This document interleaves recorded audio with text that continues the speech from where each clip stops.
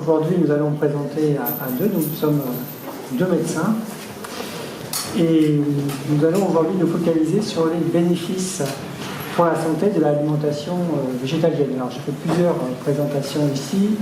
Nous avons déjà longuement débattu de la viabilité du végétalisme. Nous avons débattu où trouver les protéines, etc.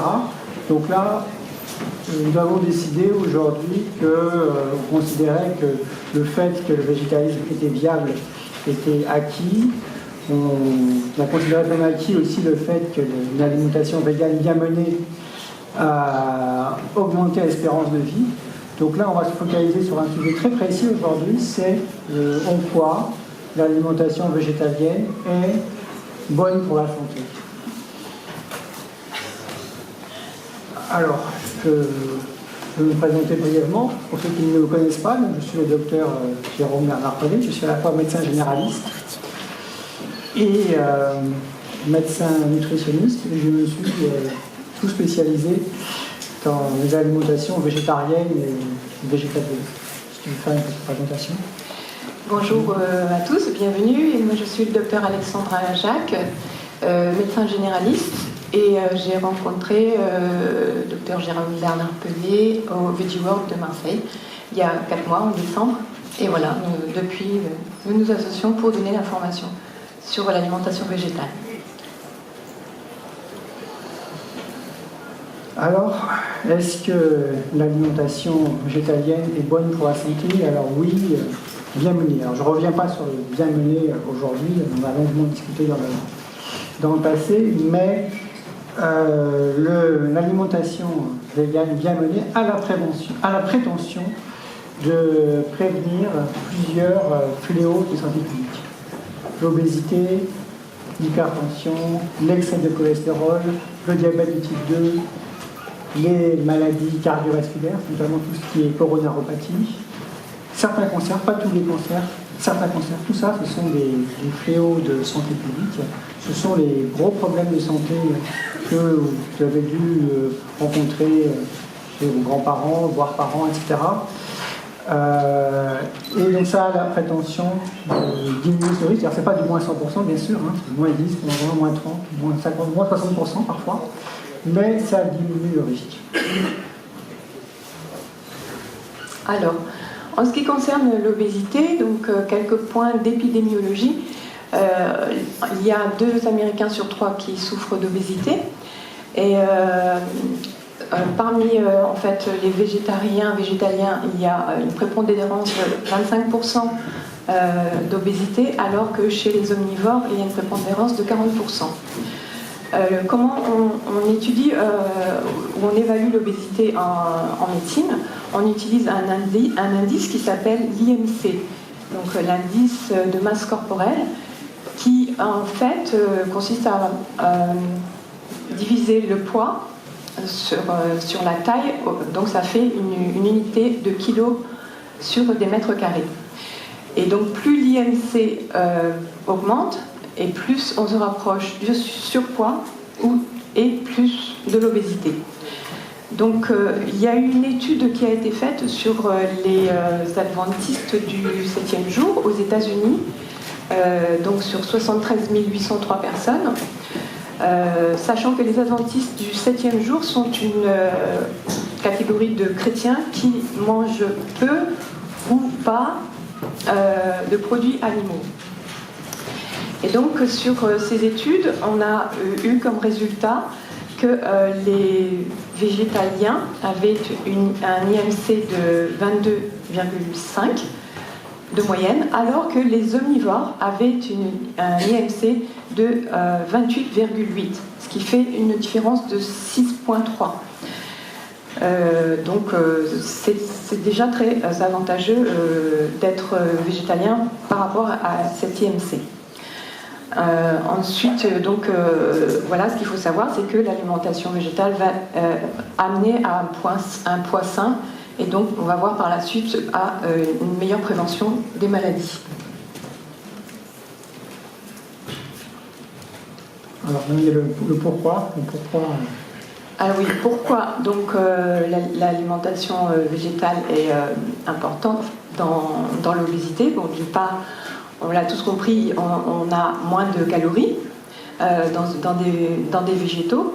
Ensuite, il y a plus de fibres alimentaires, donc qui vont diminuer le cholestérol et les acides gras saturés. Et aussi, il y a une plus grande sensibilité à l'insuline. Donc l'insuline qui est une hormone qui est produite, synthétisée par le pancréas et qui est une hormone hypoglycémiante. Voilà, donc elle va diminuer le taux de sucre dans le sang.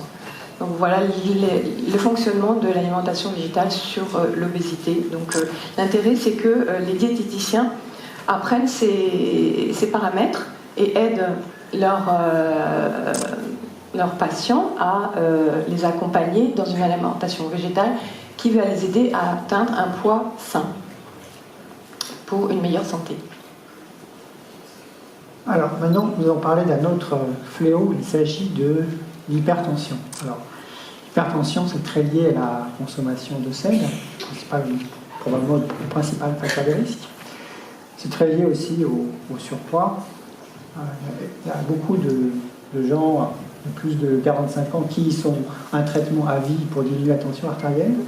Et on a remarqué, voilà, alors on n'a pas compris tout de suite pourquoi, mais c'est une constatation épidémiologique. On a constaté que les personnes qui adoptaient pour une alimentation végétarienne ou végane avaient moins d'hypertension artérielle que les autres, jusqu'à moins 40%, suivant les études. Notamment, ça a été étudié par un certain docteur Neil Barnard aux États-Unis.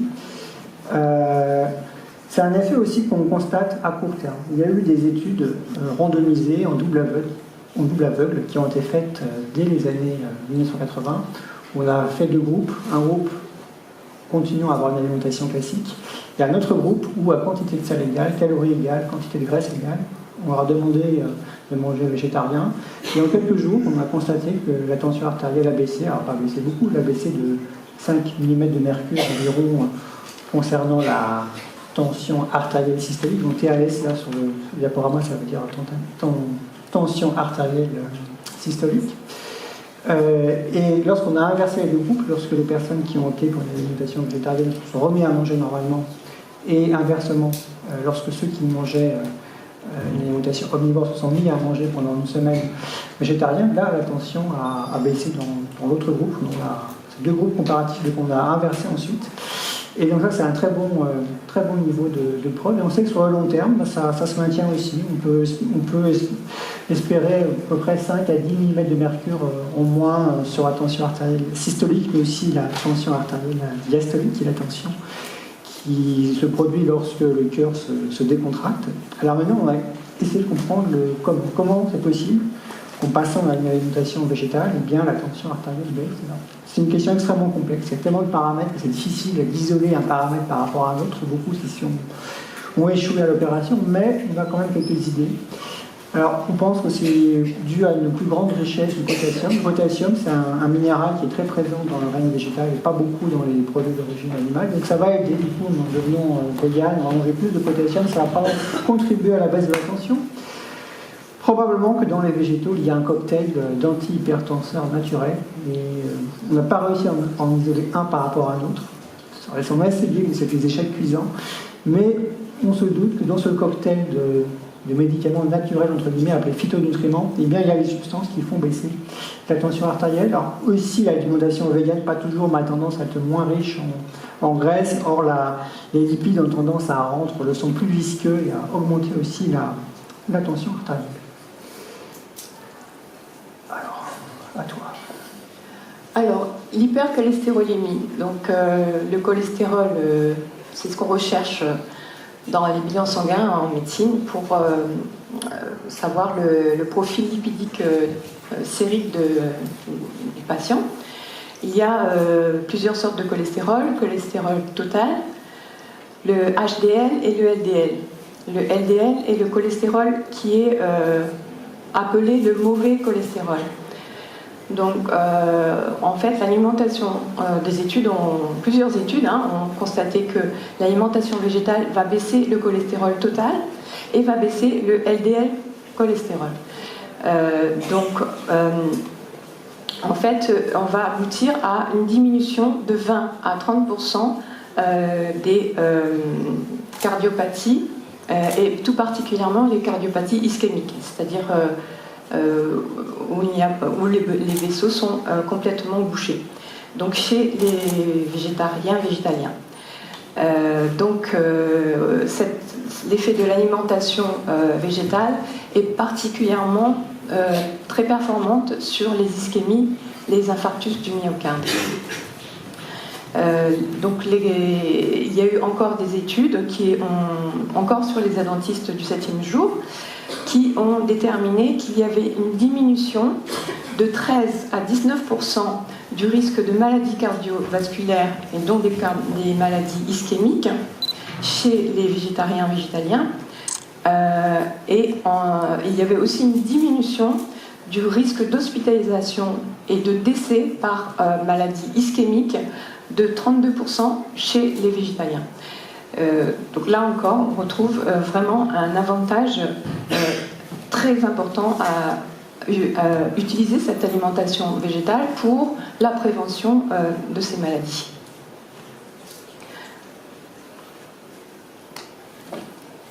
Alors maintenant le mécanisme, tu vas parler du mécanisme. Oui, mais le mécanisme, c'est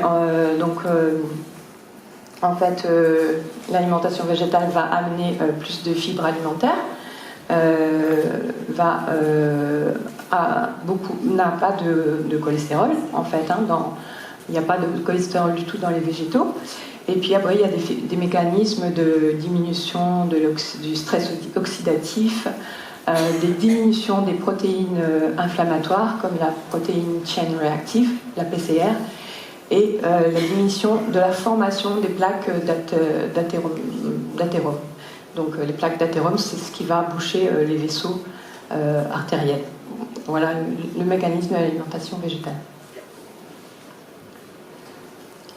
Alors, maintenant, nous allons parler du diabète de type 2. Le diabète de type 2, bon, pour ceux qui ne le savent pas, c'est une maladie dans laquelle nous n'arrivons plus à réguler correctement le taux de sucre. Le taux de sucre est très variable, il va monter après les repas, notamment des repas qui sont riches en glucides.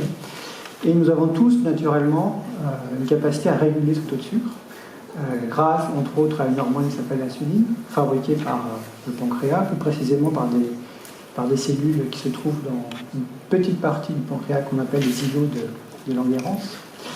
Voilà, et c'est un véritable fléau, il y a une véritable explosion des cas de diabète dans le monde, notamment en Occident, dû à l'alimentation très, très raffinée. Il y a beaucoup de produits véganes qui font monter le taux de sucre, donc ça n'a rien d'évident que le fait de devenir végane diminue les risques de diabète, vu que le sucre simple c'est végane et pourtant ça favorise le diabète. Et bien, malgré ça, alors je crois que là j'ai une diapositive qui a... oui, je suis allé trop loin dans les diapositives. Malgré ça, on a constaté qu'il y avait beaucoup moins de diabète de type 2 parmi les véganes que parmi la population en général. Et on pourrait penser que c'est dû au poids. Il y a une forte corrélation entre le poids et puis le risque de devenir diabétique de type 2. Et même en corrigeant le poids, à poids égal, eh bien, il y a encore une différence en faveur des véganes concernant les cas de diabète de type 2, ce qui est vraiment très important. Alors, ce n'est pas un petit effet, ce n'est pas un effet minime. Suivant les études, c'est moins 38% de diabète. L'étude la plus optimiste a montré moins 62% de diabète de type 2 dans le groupe des véganes, tous paramètres égaux par ailleurs. En moyenne, c'est moins 50%, ce qui est énorme, colossal. Donc ça encourage à pousser à devenir vegan, notamment chez les diabétiques ou à risque de diabète. Alors maintenant, on va essayer de comprendre comment c'est possible qu'il puisse y avoir une corrélation entre l'alimentation végane et le diabète de type 2. Alors, il y a plusieurs explications. Le métabolisme humain est complexe. Il est un fait qu'une alimentation végane est moins riche en graisses saturées. Il y en a, mais il y en a moins. Et il est fort possible qu'il y ait une corrélation entre excès d'acide gras saturé et diabète. Ensuite, il y a la question des nitrites. Alors les nitrites, c'est quoi? Ce sont des additifs qu'on va rajouter dans les charcuteries. Lorsque vous mangez du jambon, s'il est rose, c'est parce qu'on a rajouté en fait un additif qui s'appelle le nitrite, ça sert à la fois à conserver la charcuterie, et en plus ça lui donne cette coloration rose. Ce n'est pas utilisé au Danemark. Au Danemark, ils sont capables de faire des charcuteries sans nitrite, qui ont une coloration qui n'est pas rose, mais qui a tout à fait des charcuteries exactement le même goût. Et il y a une corrélation nette, évidente, entre consommation de nitrite et diabète de type 2. Peut-être parce qu'il y a une toxicité directe des nitrites sur le pancréas. Et même si vous mangez la viande rouge la plus parfaite, entre guillemets, avec aucun additif, là, il y a quand même un lien entre consommation de viande rouge et diabète, mais ce lien est moins fort qu'avec les charcuteries. Alors, difficile de savoir exactement qui est le responsable de la viande rouge, mais on soupçonne fortement le fer héminique d'être l'un des responsables de ce lien entre diabète de type 2 et consommation de viande, et par miroir, lien positif entre prévention du diabète de type 2 et véganisme. Il y a aussi la question des perturbateurs endocriniens qui sont piégés dans la graisse de la viande, mais les perturbateurs endocriniens peuvent se trouver aussi dans des végétaux, notamment dans les emballages, surtout dans les plastiques. Un paramètre fondamental qui aide vraiment, c'est les fibres alimentaires. Les fibres alimentaires, c'est un composé sans des sucres impossibles à digérer qu'on ne trouve que dans les végétaux, certains végétaux, pas tous les végétaux. Ça va tapisser le tube digestif, ça va ralentir la digestion, ça va diminuer l'afflux du sucre du tube digestif vers le sang. C'est un paramètre absolument majeur dans la prévention du diabète. Et de manière statistique, on a comme ça pu mettre en évidence qu'il y avait une corrélation entre consommation importante de légumineuses, consommation importante de noix. Donc pour ceux qui ne savent pas, les légumineuses, tout ce qui est lentilles, pois chiches, haricots secs, soja. Donc plus on mange de légumineuses, plus on mange de noix type noix de Grenoble, noisettes, amandes, cacahuètes, pistaches, moins il y a de diabète de type 2.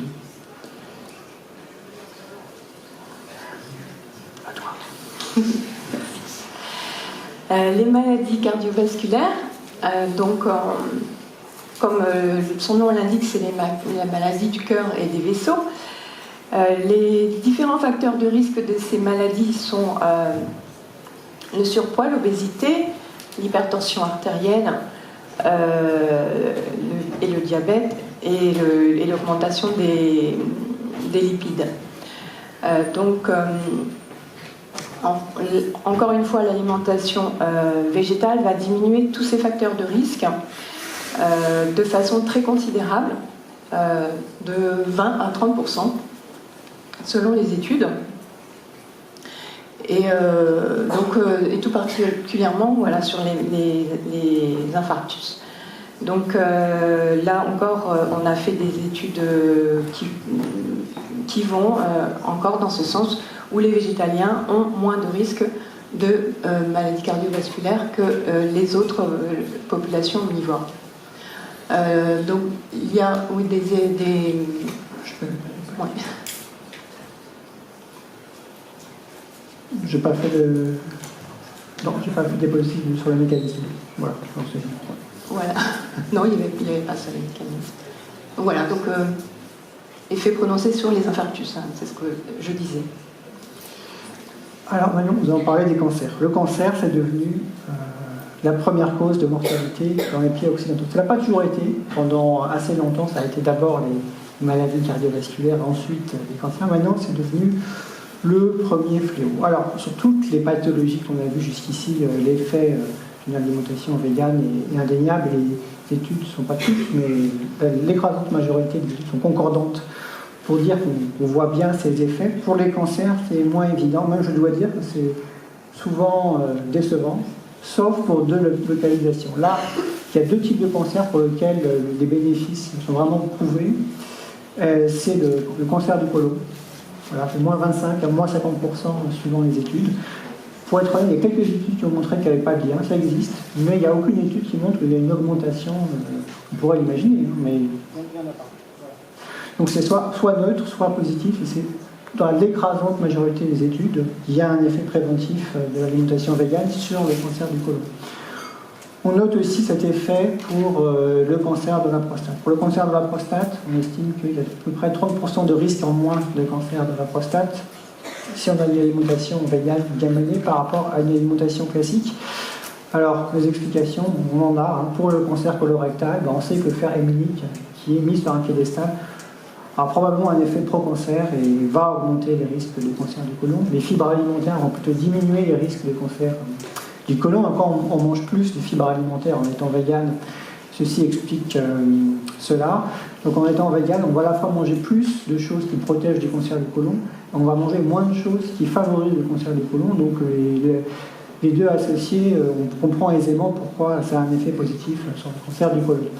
Alors concernant le cancer de la prostate, là c'est multifactoriel, hein. Mais un facteur aussi important, c'est en fait les produits laitiers ont tendance à favoriser le cancer de la prostate. Il y a plusieurs études épidémiologiques qui l'ont montré, même si c'est un sujet qui n'est pas souvent débattu dans les médias.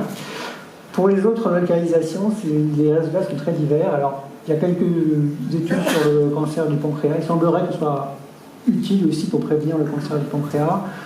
Les autres cancers, cancer ORL, cancer digestif, cancer du sein, cancer des ovaires, les études sont contradictoires, c'est assez décevant. Alors pourquoi ? Parce que lorsqu'on est vegan, on peut être aussi exposé à plein d'autres polluants, les emballages alimentaires, les perturbateurs endocriniens, les ondes électromagnétiques, plein de choses. De polluants dans l'environnement pour que, malgré tout, les cancers puissent se développer dans la population des véganes. Alors,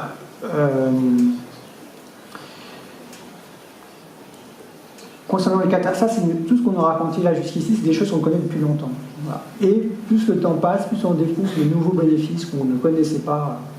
Et on a remarqué qu'il y a une très forte corrélation aussi entre cataracte et consommation de produits d'origine végétale.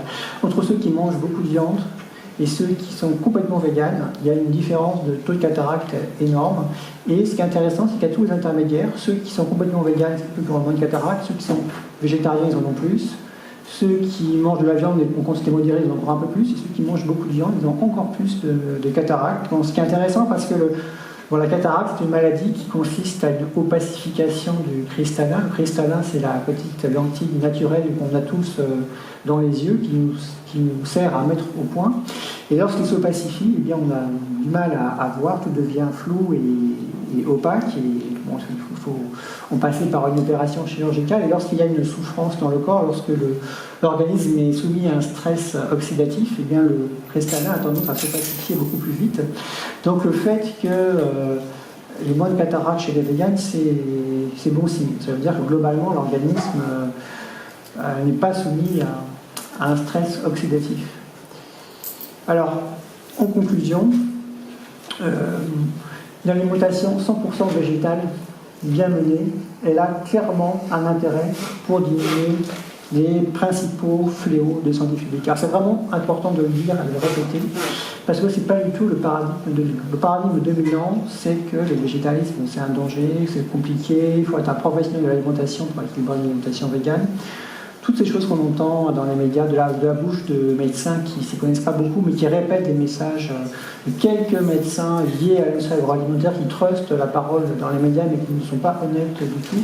Il faut vraiment sortir de ce paradigme. Alors bien sûr, si on fait n'importe quoi, si on oublie de supplémenter en vitamine B12, si on fait des erreurs grossières, bien sûr, l'alimentation végane, on perd ses bénéfices, mais une alimentation végane bien menée, non, ce n'est pas un danger, c'est au contraire une chance, c'est une diminution du risque. Donc il faut vraiment arrêter de le voir comme un danger. Alors il y avait une session de questions-réponses qui était prévue, mais comme le programme a pris du retard, si vous avez des questions, on va répondre avec plaisir à vos questions à la sortie. Je vous remercie pour votre attention.